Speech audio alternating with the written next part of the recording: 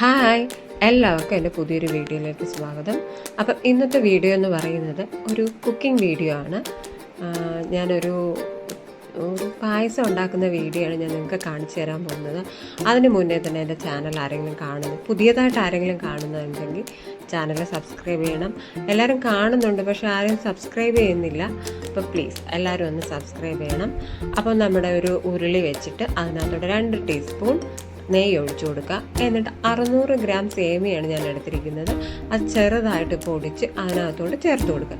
എന്നിട്ട് നന്നായിട്ട് വഴറ്റി കൊടുത്തുകൊണ്ടിരിക്കുക. കാരണം കൈ എടുക്കരുത്, കാരണം കൈ എടുത്താൽ അത് കരിഞ്ഞു പോകും. പിന്നെ സേമിയ പായസം ഉണ്ടാക്കാൻ ഒട്ടുമിക്ക എല്ലാവർക്കും അറിയാം, പക്ഷേ ഞാൻ എൻ്റെ രീതിയൊന്നും ഞാൻ കാണിച്ചു തരുന്നതാണ്. അപ്പോൾ ഇതിനകത്ത് ഞാനൊരു ടിപ്പും കൂടെ പറയുന്നുണ്ട്. നമ്മൾ ചവ്വരിയൊക്കെ വേവിച്ചല്ലേ ചേർക്കുന്നത്, പക്ഷേ ഇതിൽ വേവിച്ച് ചേർക്കണ്ട. ഞാൻ ഇതിൻ്റെ കൂടെ തന്നെ മിക്സ് ചെയ്ത് അതിന് വഴട്ടിയെടുക്കുവാണ്. അപ്പം നമുക്ക് ആ സമയം ലാഭിക്കാൻ പറ്റും. ഇൻസ്റ്റൻ്റായിട്ട് എല്ലാം ഒറ്റയടിക്ക് തന്നെ നമുക്ക് ചെയ്യാൻ പറ്റും. അല്ലാത്തതാണെങ്കിൽ നമ്മൾ ചവ്വരി നേരത്തെ വേവിച്ച് വെച്ച് അങ്ങനെയൊക്കെയുള്ളതല്ലേ ചെയ്യുന്നത്. ഇതാകുമ്പം കുഴപ്പമില്ല. ആ സേമിയയുടെ കൂടെ തന്നെ ചവ്വരി കിടന്ന് നന്നായിട്ട് വഴണ്ട് വന്നോളും. എന്നിട്ട് നമുക്ക് അതിന് ശേഷം പാല് ചേർത്ത് വേവിച്ചാൽ മതി. അപ്പോൾ വേണ്ട ഞാനിപ്പോൾ എടുത്തേക്കുന്നത് 1 ലിറ്റർ പാല് ഞാനിപ്പോൾ ഒഴിക്കുകയാണ്. അപ്പോൾ അത് ഒഴിച്ച് നന്നായിട്ട് ഇളക്കണം. ആദ്യം ഇളക്കുമ്പോൾ നമുക്ക് ചെറിയ കട്ടിയായിട്ടൊക്കെ തോന്നും, പക്ഷേ അത് കുറച്ച് കഴിയുമ്പോൾ നല്ല ലൂസായിട്ട് എല്ലാം കൂടെ നന്നായിട്ട് മിക്സ് ചെയ്തിട്ട് ഇനി നമുക്കത് ആ സേമിയ ആ പാലിനകത്ത് കിടന്ന് നന്നായിട്ട് വെന്ത് വന്നതിന് ശേഷം മാത്രമേ പഞ്ചസാര ചേർക്കാവൂ. ഇല്ലെങ്കിൽ പിന്നെ പഞ്ചസാര ചേർത്ത് കഴിഞ്ഞാൽ പിന്നെ സേമിയ വേഗത്തില്ല. അതുകൊണ്ട് ആ കാര്യം ഓർത്തോളുക. ഇങ്ങനത്തെ ചെറിയ ചെറിയ ടിപ്സേ ഉള്ളൂ. എല്ലാവർക്കും അറിയാവുന്നതായിരിക്കും, പക്ഷെ അറിഞ്ഞൂടാത്ത ആരെങ്കിലുമൊക്കെ കാണുന്നുണ്ടായിരിക്കുമല്ലോ. അപ്പോൾ അവർക്ക് വേണ്ടിയിട്ടാണ് ഞാനീ പറയുന്നത്. അപ്പോൾ അതേണ്ട സേമിയൊക്കെ നന്നായിട്ട് തിളച്ച് വരുന്നുണ്ട്.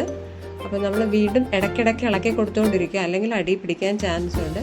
അപ്പം അത് ഇടയ്ക്കിടയ്ക്ക് ഇളക്കി കൊടുത്തുകൊണ്ടിരിക്കുക.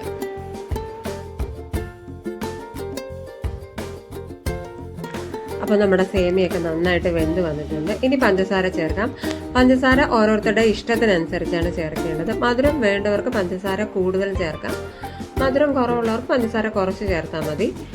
അപ്പോൾ ഞാൻ അതിൻ്റെ അളവ് പറയാത്തത് അതുകൊണ്ടാണ്. ഓരോരുത്തരുടെ ഇഷ്ടത്തിനനുസരിച്ച് ചേർത്താൽ മതി. അപ്പോൾ ഞാൻ നോക്കിയപ്പോൾ കുറച്ച് കുറവായിട്ട് തോന്നി, അതുകൊണ്ട് കുറച്ചും കൂടെ പഞ്ചസാര ചേർത്തു. ഇനി ഞാൻ ഇതിനകത്തോട്ട് കുറച്ച് മിൽക്ക് മെയ്ഡും കൂടെ ചേർത്ത് കൊടുക്കുന്നുണ്ട്. എന്നിട്ട് നന്നായിട്ട് ഇളക്കുന്നത് ശ്രദ്ധിക്കണം, ഇല്ലെങ്കിൽ അടിയിൽ പിടിക്കാൻ ചാൻസ് ഉണ്ട്. അപ്പോൾ നന്നായിട്ട് ഇളക്കി കൊടുക്കുക. ഇനി ലാസ്റ്റത്തെ കുറച്ച് പരിപാടികളേ ഉള്ളൂ. അണ്ടിപ്പരിപ്പ്, കിസ്മിസ് എന്നിവ വറുത്തിടുക. പിന്നെ കുറച്ച് ഏലക്ക കൂടെ പൊടിച്ച് ചേർത്താൽ മതി. അപ്പോൾ ഞാൻ അടുത്തൊരു പാത്രം വെച്ചിട്ട് നേരെ അണ്ടിപ്പരിപ്പും മുന്തിരിങ്ങയും എല്ലാം കൂടെ വറുത്തിടാൻ പോവാണ്. അപ്പോൾ ആ പരിപാടിയും കൂടെ കഴിഞ്ഞ് കഴിഞ്ഞാൽ നമ്മുടെ പായസം റെഡി.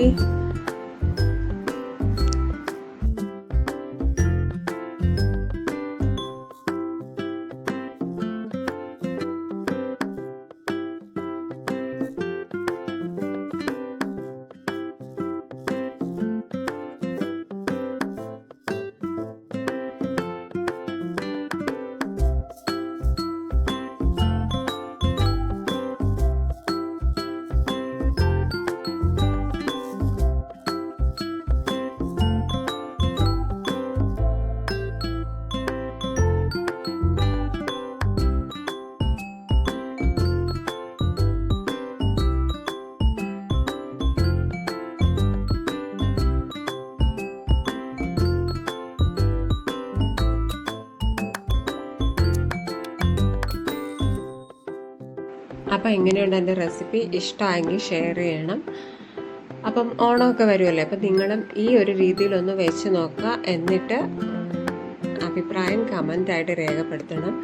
എല്ലാവർക്കും സേമിയ പായസം ഉണ്ടാക്കാനൊക്കെ അറിയാം, എന്നാലും ഞാൻ പറഞ്ഞ കുറച്ച് ടിപ്പുകളൊക്കെ ഇല്ലേ, അതൊക്കെ ഒന്ന് നോക്കിയിട്ട് ഒന്ന് ചെയ്ത് നോക്കുക കേട്ടോ. അപ്പം ഇന്നത്തെ വീഡിയോ ഇഷ്ടമായെങ്കിൽ ലൈക്ക് ചെയ്യണം. വീണ്ടും ഞാൻ പറയുകയാണ്, ഷെയർ ചെയ്യണം, സബ്സ്ക്രൈബ് ചെയ്യണം.